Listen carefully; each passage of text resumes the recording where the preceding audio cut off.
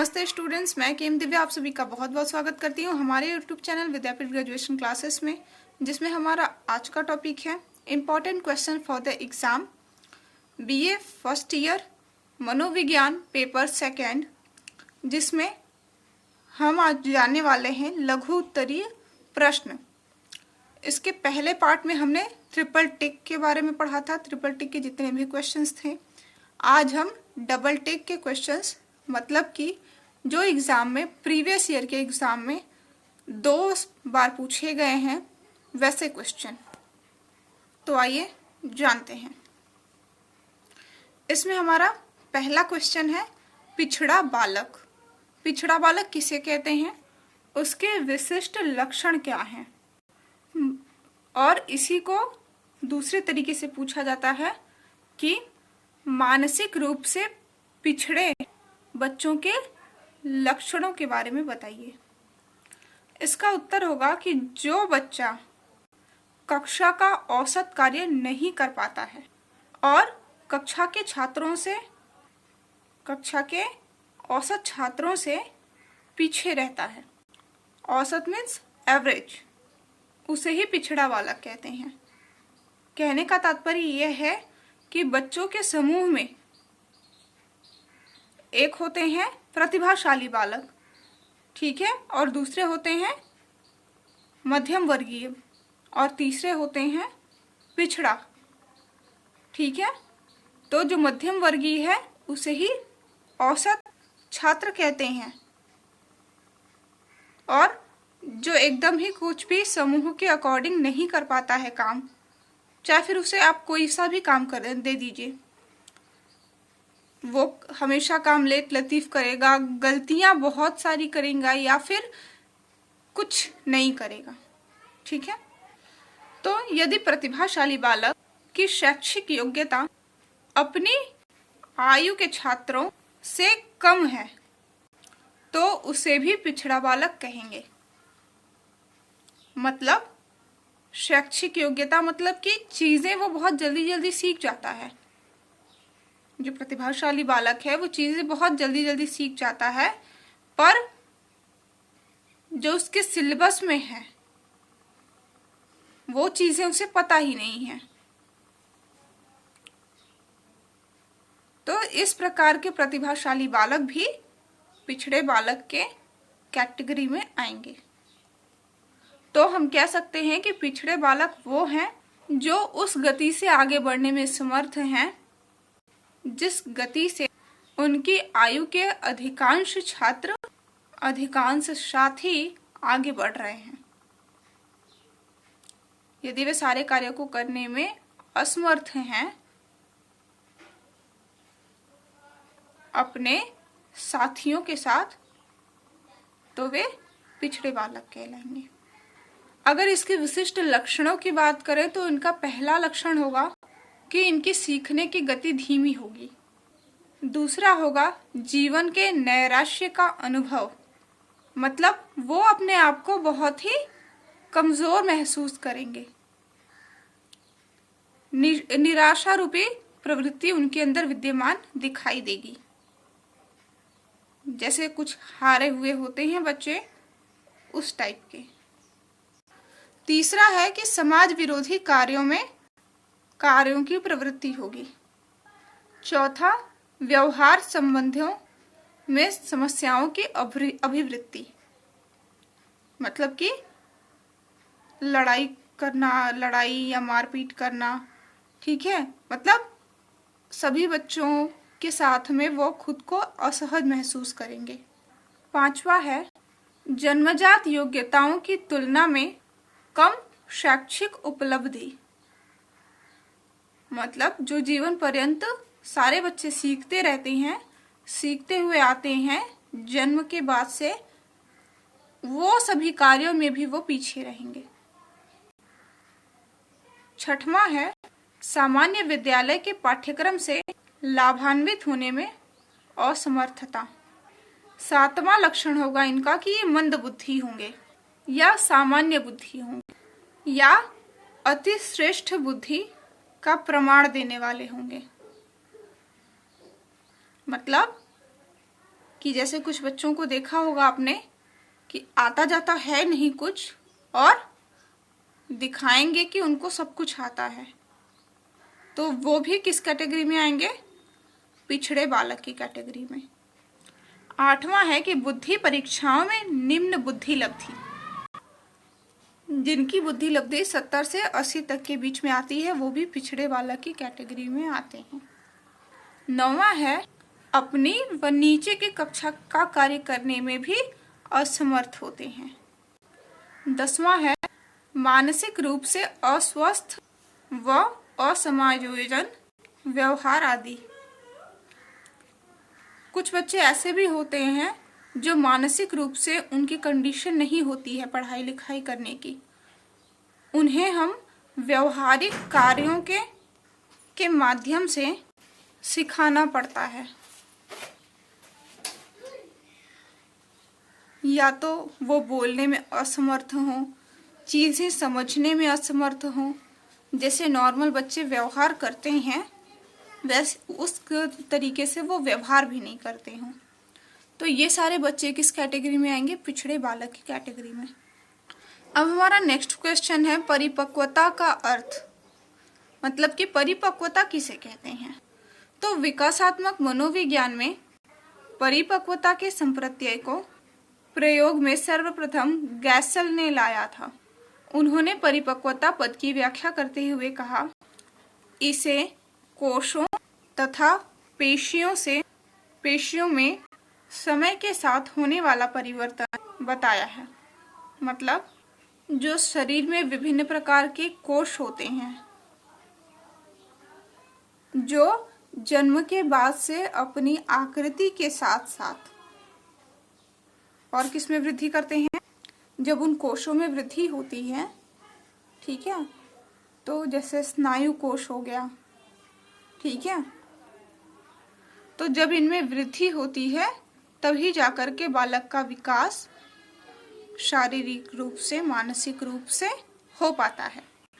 और शरीर के जितने भी पेशियां होती हैं, पेशियां मतलब हड्डियां, तो जब इनमें वृद्धि होती है तो इन्हीं के साथ साथ ये जैसे जैसे बढ़ते जाते हैं वैसे वैसे ही परिपक्वता आना स्टार्ट हो जाता है। प्राणी की शारीरिक संरचना अनेक कोशों तथा पेशियों से होती है, जिनके बीच अनेक अंतर संबंध पाए जाते हैं। ये बिल्कुल दिखने में कैसी होंगी? एक जाल की तरह, ठीक है। ये जो जाल है और पेड़ों की टहनियों की तरह आप इसको देख सकते हैं, कल्पना कर सकते हैं कि पेड़ों की टहनियां हैं और उसके ऊपर में जाल लिपटा हुआ है, ठीक है।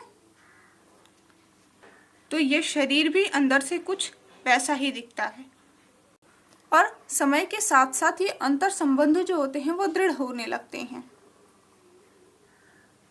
जैसे बहुत सारी हड्डियां, जो छोटी छोटी पतली पतली हड्डियां होती हैं, वो साथ में जुड़ने लगती हैं। फलतः शारीरिक अवयवों में विवृद्धि दिखाई पड़ने लगती है।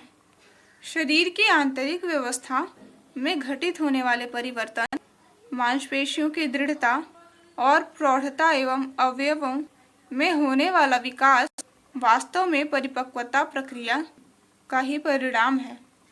गैसल के अनुसार उपर्युक्त प्रकार के संरचनात्मक परिवर्तनों के उत्पन्न होने की निश्चित अवस्थाएं होती हैं तथा उनके विकास पर अधिगम या किसी अन्य पर्यावरणीय तत्व का प्रभाव नहीं पड़ता है।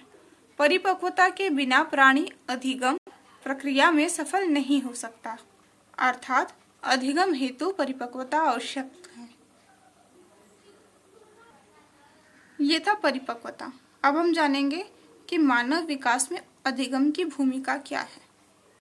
तो अधिगम मानव विकास में प्राणियों के व्यवहार में परिवर्तन लाने वाली यह एक प्रमुख प्रक्रिया है जो बहुत कुछ अनुभव और अभ्यास पर डिपेंडेंट होती है। अनुभव या अभ्यास से व्यवहार में आए हुए परिवर्तनों को भी अधिगम कहते हैं। हरलॉक के अनुसार अधिगम वह विकास है जो अभ्यास और प्रयास से आता है। स्पष्ट है कि व्यवहार का वह परिवर्तन अधिगम कहलाता है जो अपेक्षाकृत स्थायी होता है और अभ्यास के फलस्वरूप उत्पन्न होता है। मतलब जो सीखना होता है वह स्थायी होता है और अभ्यास के बाद ही कुछ भी सीखा जा सकता है।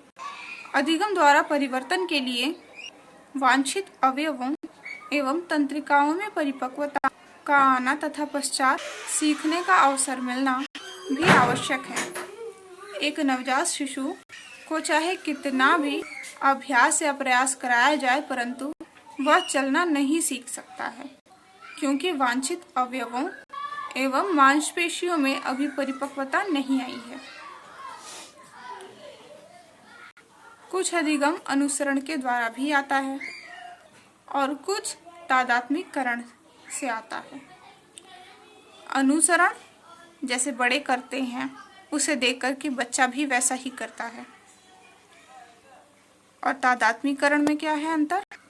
जो कुछ भी वो बड़ों से सीख कर करते हैं।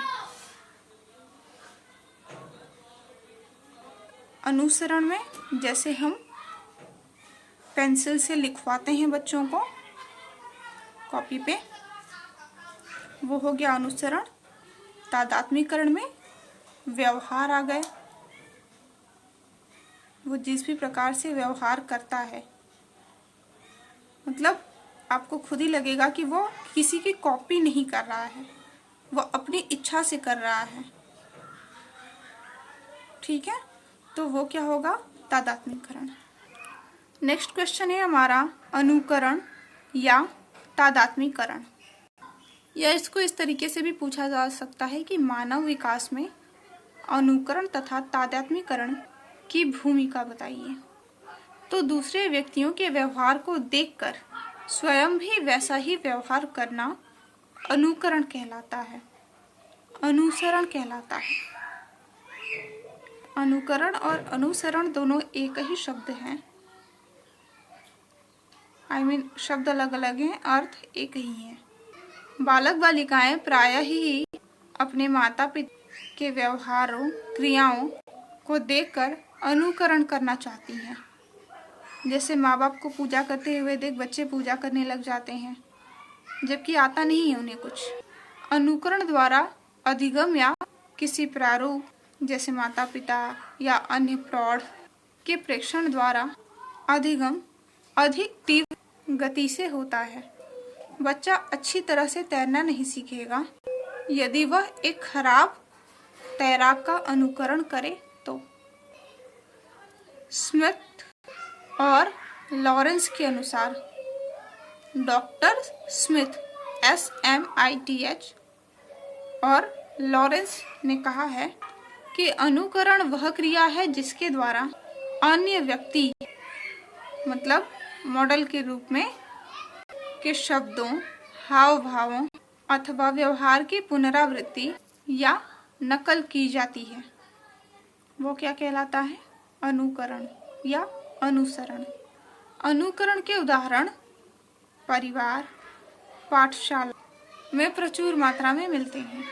तादात्म्यकरण मनोरचना का सर्वप्रथम उपयोग फ्रायड ने किया था, सिगमंड फ्रायड, जो तादात्म्यकरण को एक चेतन प्रतिरक्षक प्रक्रिया मानता था।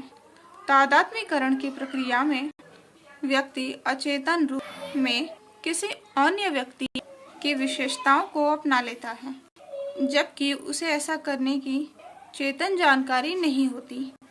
और इसी तादात्म्यकरण की प्रक्रिया को हम क्या कहते हैं? सामाजिकरण। सामाजिकरण की प्रक्रिया, जिसके द्वारा व्यक्ति किसी महत्वपूर्ण या प्रशंसित व्यक्ति की विशेषताओं को अपनाकर उन्हें अपने व्यक्तित्व का अंग बना लेता है। इंग्लिश एवं इंग्लिश के अनुसार तादात्म्यकरण वह प्रक्रिया है जिसमें लोग दूसरों की भावनाओं, अभिवृत्तियों एवं क्रियाओं के प्रति अनुक्रिया स्वरूप अपना लेते हैं। अधिकांश सामाजिक परिस्थितियों में बालक किसी व्यक्ति की क्रियाओं का केवल अनुकरण ही नहीं करता है, अपितु उसके गुणों एवं व्यवहारगत विशेषताओं को स्वयं अपने भीतर प्रकाशित करने का या विकसित करने का प्रयास भी करता है और इसी प्रक्रिया को तादात्म्यकरण कहते हैं। अगला है हमारा संज्ञानात्मक विकास। डॉक्टर कुप्पुस्वामी के अनुसार संज्ञान से हमारा तात्पर्य उन उच्चतर मानसिक प्रक्रियाओं से है जो हमें अपने आसपास के संसार को समझने और इसके व्यवहार करने में सहायक होती है। प्रत्यक्ष बोध, चिंतन, संप्रत्यय, निर्धारण, अमूर्तकरण और समस्या को हल करना मतलब कि समस्या समाधान आदि के समान प्रक्रियाएं संज्ञान में ही सम्मिलित हैं। इन समस्त प्रक्रियाओं में बुद्धि का आधारभूत महत्व है। मानव विकास में जो कारण सम्मिलित हैं उनमें इसका सर्वाधिक आधारभूत स्थान है। बुद्धि का अधिगम और भाषा दोनों में संबंध होता है। मानव विकास संज्ञानात्मक विकास के अभाव में अपूर्ण है। संज्ञानात्मक विकास बौद्धिक विकास के आधार पर चलता है और इसकी विशेषता है दैनिक जीवन में ज्ञानात्मक प्रक्रियाओं द्वारा वह क्षमता विकसित करना जिसके अभाव में मानव जीवन पंगु बन जाता है। अगला क्वेश्चन है हमारा किशोरावस्था की विशेषताएं। स्टेनले हॉल ने किशोरावस्था को बड़े दबाव, तूफान व तनाव की अवस्था कहा है। बीगे व हंट के अनुसार किशोरावस्था की विशेषताओं को सर्वप्रथम रूप में व्यक्त करने वाला एक शब्द है और वह है परिवर्तन। परिवर्तन शारीरिक, सामाजिक एवं मनोवैज्ञानिक होते हैं। इन परिवर्तनों से संबंधित जो विशेषताएं हैं उसकी चर्चा करते हैं। इसमें पहली विशेषता है शारीरिक विकास का सर्वश्रेष्ठ काल होता है ये। दूसरा है कि सभी दिशाओं में मानसिक विकास होता है। तीसरा है कि किशोरावस्था में घनिष्ठ और व्यक्तिगत मित्रता भी पाई जाती है। चौथा है व्यवहार में भिन्नता। पांचवा है स्थिरता व समायोजन का अभाव। स्थिरता मतलब उनका मन किशोरावस्था में मन चंचल हो जाता है, स्थिर नहीं रहता किसी एक चीज के ऊपर। और समायोजन मतलब वो बहुत सारी चीजों को, लोगों को, वस्तुओं को एक साथ जोड़ करके बहुत लंबे समय तक चल सकने में असमर्थ होते हैं। छठवां है स्वतंत्र होते हैं और विद्रोही स्वभाव के होते हैं। सातवां है कि किशोरावस्था के अंतर्गत काम शक्ति की परिपक्वता होती है। आठवां है ये अपने समूहों को विशेष महत्व देते हैं। नौवां में इनकी रुचियों में परिवर्तन होता रहता है। मतलब किशोरावस्था के बच्चों के विषय में आप ये नहीं कह सकते कि उनको कब और क्या पसंद हो सकता है। मतलब इनकी रुचियां हमेशा बदलती रहती हैं। 10वां है कि समाज सेवा की तीव्र भावना होती है। 11वां है कि ये धर्म और ईश्वर में विश्वास करते हैं, क्योंकि ये एक ऐसी एज होती है जिसमें इनको अपना बालपन और अपना बुढ़ापा, इन दोनों के मध्य ये साहचर्य का संबंध स्थापित करते हुए अपने आप को देखते हैं। और इसी कारण इस एज में धर्म और ईश्वर में जो इनका विश्वास होता है वह उच्चतम श्रेणी पर होता है। 12वां है जीवन दर्शन का निर्माण। मतलब किशोरावस्था के बालक बालिकाएं अपने भावी जीवन के निर्माण के सपने संजोने लगते हैं कि उन्हें अपनी आगे की लाइफ कैसी चाहिए। 13वां है अपराध प्रवृत्ति का विकास। चूँकि ये सामाजिक मान्यताओं और मूल्यों के विरोध में होते हैं। मतलब जो भी बुरी चीज़ें होती हैं समाज के अंदर, उन सारी चीज़ों का ये विरोध करना चाहते हैं और उस विरोध के कारण, उस विरोध प्रवृत्ति के कारण ये समाज के लिए अपराधी मान लिए जाते हैं। जैसे सपोज कीजिए कि बच्चा यदि चोरी करता है तो ये सामाजिक दृष्टि से उसे अपराधी माना जाएगा, परंतु उसकी मनः स्थिति चोर की नहीं होती है। यानी कि जो उसकी आवश्यकताएं होती हैं वह किसी को बता नहीं पाता है, क्योंकि इस एज में जो बच्चे होते हैं वो अपने आप को बड़ों के रूप में भी देखते हैं और वो अपने बचपने से भी गुजर रहे होते हैं। तो जैसे बड़ों की आदत होती है ना देने की, ना कि लेने की, तो इसी कारण ये मांगने में संकोच करते हैं। 14वां है परिस्थिति एवं महत्व की अभिलाषा। 15वां है परिस्थिति, मतलब कि ये हर एक सामाजिक कार्य हो या पारिवारिक कार्य हो, ये हर जगह अपने आप को वहाँ पर उपस्थित रखना चाहते हैं ताकि वह लोगों की बातों में, मतलब लोग उसके बारे में बातें करें। उसके लिए वो अच्छे कार्य करते हैं, उसके लिए वो सामाजिक कार्यों को करने में भी रुचि दिखाते हैं। वो चाहते हैं कि सभी लोग उसे स्पेशलिटी दें, उसे महत्व दें। ये चाहते हैं कि वो ही सबसे विशेष लगे सबको। 15वां है कि व्यवसाय के चुनाव की चिंता होती है। चूंकि वो युवावस्था में कदम रखते हैं, किशोरावस्था के बाद में, और वो अपने भावी जीवन के निर्माण में लगे रहते हैं, भावी जीवन के सपने देखते हैं, और इसी कारण वह जो कुछ भी कार्य वो अपने अनुरूप ठीक समझते हैं,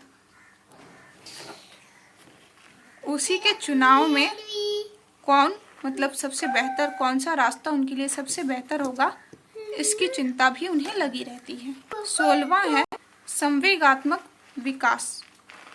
मतलब किशोरावस्था के बच्चे इमोशनफुल होते हैं, चूंकि इनका दिमाग बच्चों वाला और जो इनकी हरकतें होती हैं वो बड़ों की तरह होती हैं, और इसी कारण बड़ों की तरह हरकतें होने के कारण इनके अंदर संवेगात्मक विकास तीव्र गति से होता है।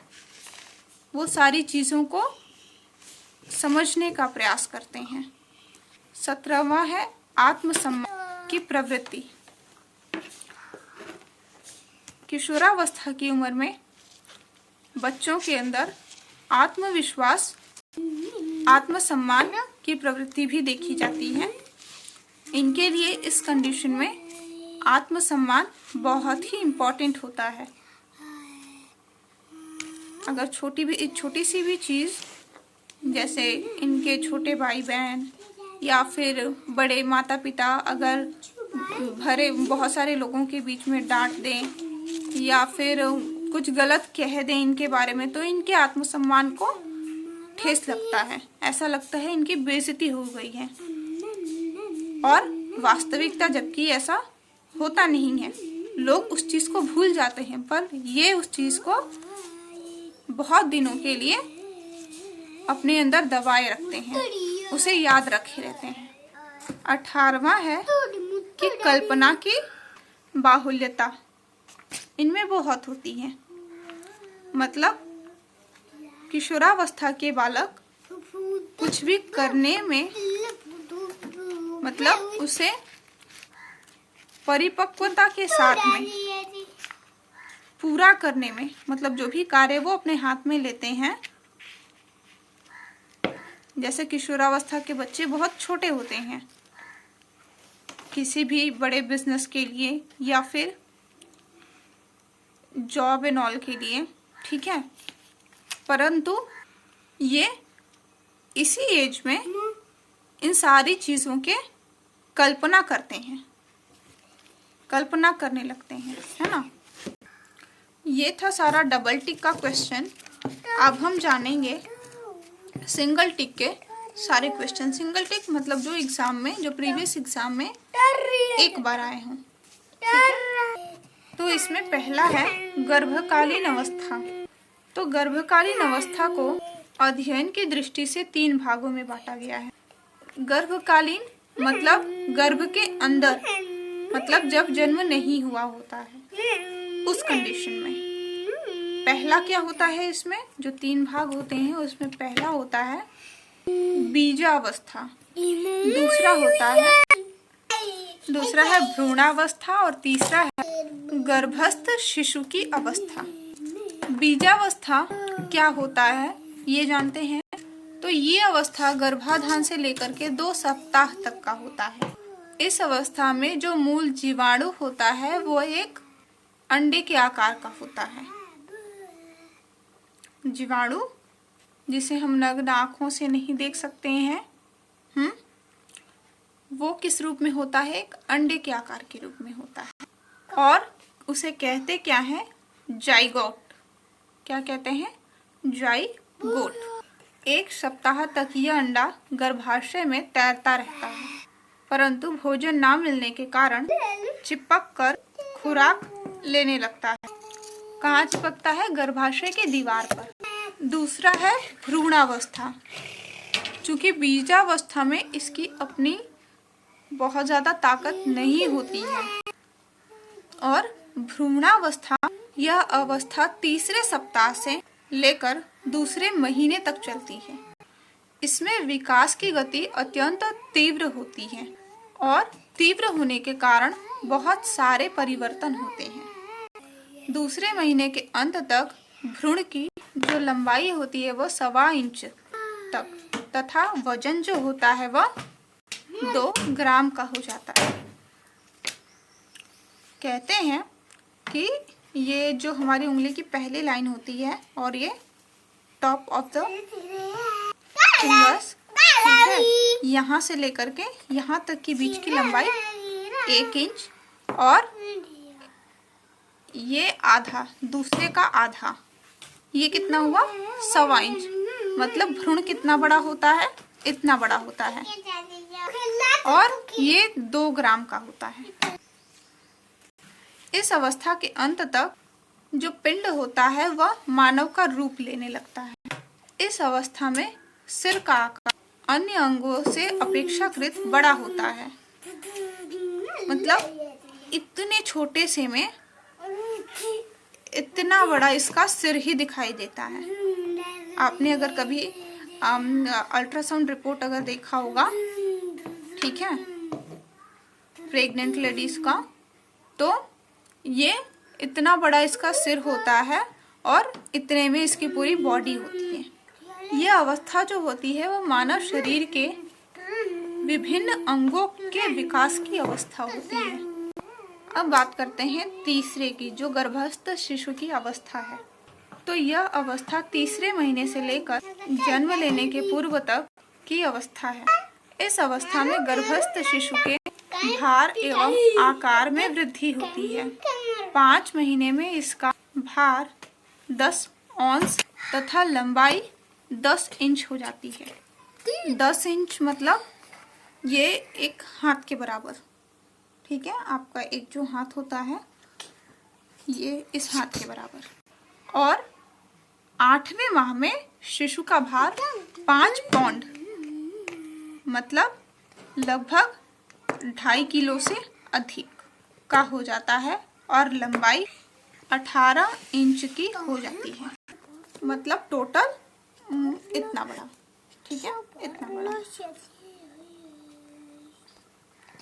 और जन्म के समय शिशु का जो भार होता है वह 7 पौंड या 7.5 पौंड तथा लंबाई 20 इंच होती है। यहाँ तक कि यदि 7वें महीने में भी अगर बच्चा पैदा हो जाए तो वह जीने योग्य होता है। अब नेक्स्ट क्वेश्चन है हमारा नवजात शिशु। तो गर्भस्थ शिशु की अवस्था लगभग 270 से 280 दिनों की होती है। उसके बाद वह माँ के गर्भ से जन्म लेकर इस संसार में आता है तो उसे नवजात शिशु कहते हैं। जन्म के समय शिशु की लंबाई लगभग 17 इंच से लेकर 21 इंच तक की होती है। इसका वजन 7 या 8 पाउंड मतलब 4-4.5 किलो के लगभग में भी होता है। प्रायः बालकों की लंबाई बालिकाओं से अधिक होती है, बहुत ज्यादा नहीं, बस थोड़ी सी। परंतु गर्भकालीन अवस्था में माता का आहार तथा उसकी शारीरिक एवं मानसिक दशाओं की भिन्नता के कारण शिशुओं की लंबाई एवं भार में अंतर देखा जाता है। मतलब जैसा स्त्री प्रेगनेंसी में सोचेगी, विचार करेगी, अगर उसकी बुद्धि प्रेगनेंसी में कुंठित होकर के रहेगी तो बच्चा उसका छोटा होगा और वो जितना छोटा होगा वो उसके दिमाग पर भी असर करेगा। इसीलिए प्रेगनेंसी में महिलाओं को अपने विचार खुले छोड़ देने चाहिए। बहुत ज्यादा तनाव में नहीं रहना चाहिए। नवजात शिशु के व्यवहारों के निरीक्षण से यह स्पष्ट होता है कि वह अपनी विभिन्न ज्ञानेंद्रियों के द्वारा उद्दीपक को ग्रहण कर सकता है। गैसल के अनुसार जन्म के तत्काल बाद ही विभिन्न ज्ञानेंद्रियां अपना कार्य करने लगती हैं। नवजात शिशु के दांत नहीं होते हैं, जिसके कारण उसका जो जबड़ा होता है वह पूरी तरीके से विकसित नहीं होता है। बहुत ही पतला मांस की लेयर का रहता है उनका जबड़ा। जैसे हमारे बहुत ही कठोर हो जाते हैं ना, उनके बिल्कुल मुलायम सॉफ्ट से होते हैं। नवजात शिशु का जो पेट होता है वह कुछ बेडौल और उभरा हुआ होता है, जैसे तोंदू निकला होता है वैसे। उसकी नाक चपटी होती है, इसीलिए जब उसकी मालिश की जाती है तो उसके नाक को उभारा जाता है। और जो मालिश के टाइम में जितना ज्यादा उभारा जाता है उतना ही उसकी नाक सुंदर और सुडौल बनती है। इसकी मांसपेशियां छोटी व कोमल होती हैं, इसीलिए इनके हाथों की भुजाओं की मांसपेशियां और पैरों की लंबाई या पैरों और गर्दन की मांसपेशियां अधिक विकसित नहीं होती हैं। हाथों व भुजाओं की जो मांसपेशियां होती हैं वो पैर और गर्दन की तुलना में अधिक विकसित होती हैं। इनकी हड्डियां भी कोमल व लचीली होती हैं। नवजात शिशु का हृदय भी बहुत छोटा होता है। अब बात करते हैं, हमारा जो नेक्स्ट क्वेश्चन है वह बाल्यावस्था। बाल्यावस्था किसे कहते हैं? ब्लेयर एवं जोन्स के अनुसार बाल्यावस्था वह काल है जब व्यक्ति के बुद्धिवादी दृष्टिकोण, मूल्य तथा आदर्श एक बड़ी सीमा तक निरूपित किए जाते हैं। मतलब कि इनके पास बाल्यावस्था में बहुत कुछ सीखने को होता है। बाल्यावस्था को 2 भागों में बांटा गया है, पूर्व बाल्यावस्था और उत्तर बाल्यावस्था। पूर्व बाल्यावस्था 0 से 3 पूर्व बाल्यावस्था और 3 से 6 ये उत्तर बाल्यावस्था है। इस अवस्था में बालक में आत्मनिर्भरता आ जाती है। मतलब 6 साल के बच्चे आत्मनिर्भर हो जाते हैं। वो खुद से अपना काम, जो भी उनका काम होता है, जैसे नहाना, धोना, खाना पीना, ठीक है, वो अपने हाथ से चम्मच से खाने पीने लगते हैं। और नहाने धोने के लिए, कपड़े पहनने के लिए वो अपने पेरेंट्स पे डिपेंड नहीं रहते हैं। वो खुद से अपना काम करने लग जाते हैं, खुद से ब्रश करना सीख लेते हैं, अगर स्कूल में 6 साल के बच्चे को स्कूल में एडमिशन कराया जाता है, अभी का जो अभी के स्कूल होते हैं वहाँ पर 2.5 से 3 साल के बच्चे भी एडमिट करा दिए जाते हैं। बट जो नॉर्मल एज है बच्चों का स्कूल में एडमिशन का वो 6 साल का है। ठीक है, 6 साल के बाद ही बच्चे को स्कूल में भेजा जाना चाहिए।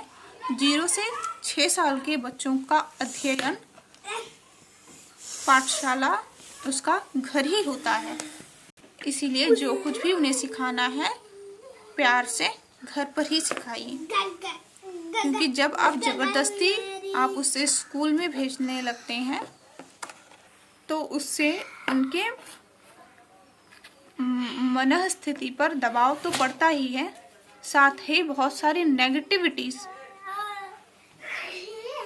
अपने टीचर्स के प्रति, अपने पेरेंट्स के प्रति आने लग जाती है। जैसे कोई उनके ऊपर में बहुत अत्याचार कर रहा हो। ठीक है, क्योंकि क्या है ना कि दुनिया बहुत तेज भागती है ना, इसीलिए आज के लोग ऐसा करने लग गए हैं। बट जो रियल एज है वो 6 साल की है। बाल्यावस्था का जो बच्चा होता है वह स्वतंत्र रूप से बिना गिरे चल फिर सकता है, बिना रुके बात कर सकता है, अपने बारे में अपना introduction, mother's name, father's name, उसका जो एड्रेस एंड ऑल है वो सारी चीज़ें बताने में भी वो प्रॉपर तरीके से सक्षम होता है। लेकिन इसमें एक चीज़ बहुत ही ध्यान देने वाली बात है कि ये सारी चीज़ें जो नॉर्मल छोटी छोटी चीज़ें हैं, मतलब बच्चे की पढ़ाई को रोकना नहीं है, उसे पढ़ाना है तो घर पे पढ़ाना है, जिससे कि आप अपने बच्चे को अच्छे तरीके से समझ सकें और वह भी सामाजिक मूल्यों को, नैतिक मूल्यों को अच्छी तरीके से, अच्छी आदतों के साथ में सीख सके। ये वो एज होता है।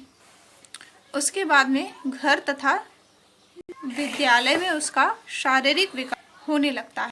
पहले साल में बालक की जो लंबाई होती है वह जन्म की अपेक्षा 50% तक बढ़ जाती है। 3 से 4 वर्षों में वृद्धि की रफ्तार 8% होती है और 5 से 6 वर्ष में यह केवल 5% रह जाती है। उत्तर बाल्यकाल में आरंभ से अंत तक बालक का शरीर मंथर गति युक्त होता है, मतलब उसकी जो वृद्धि होती है वो बहुत ही धीमी गति से होती है। आपको ऐसा लगेगा उसके अंदर वृद्धि हो रही होती है, पर आपको ऐसा लगेगा कि मेरा बच्चा तो बड़ा ही नहीं हो रहा है। अच्छा, इस आयु को चुस्ती की आयु भी कहते हैं। हमारा नेक्स्ट क्वेश्चन है विकास एवं विवृद्धि में अंतर। तो विकास एक व्यापक संप्रत्यय है। विकास एक व्यापक संप्रत्यय है, जबकि विवृद्धि एक विशिष्ट प्रकार की विकास की ओर संकेत करती है। विवृद्धि शारीरिक रचना की सूचक है, जबकि विकास मानसिक क्रियाओं की। प्रत्येक प्राणी में विकास विवृद्धि से पहले ही प्रारंभ हो जाता है और जीवन पर्यंत चलता रहता है, परंतु विवृद्धि 20 वर्षों के आसपास में ये समाप्त होने लगती है, समाप्त होने की कंडीशन में होती है। विकास को हम देख सकते हैं और समझ भी सकते हैं, परंतु विवृद्धि को सिर्फ देख सकते हैं। जैसे विकास को विवृद्धि नहीं कह सकते हैं, परंतु विकास के अंदर विवृद्धि आती है। जैसे हाथ पैर की लंबाई का बढ़ना, ये विकास का एक स्वरूप है, परंतु विवृद्धि विकास का स्वरूप नहीं है। विकास जो होता है वो रचनात्मक तथा ह्रासात्मक होता है। यह दोनों प्रकार के परिवर्तन की ओर संकेत करता है, परंतु विवृद्धि से केवल रचनात्मक परिवर्तनों का ही बोध होता है। प्राणी में होने वाले आकार, संरचना और परिणाम संबंधी अर्थात मात्रात्मक परिवर्तनों को विवृद्धि कहते हैं, जबकि गुणात्मक परिवर्तनों को विकास कहा जाता है। तो आज के लिए इतना ही। अब हम मिलेंगे हमारे नेक्स्ट वीडियो में। इसके नेक्स्ट पार्ट में जो बचे हुए सारे क्वेश्चन हैं उनके बारे में जानेंगे। आज के लिए इतना ही। धन्यवाद।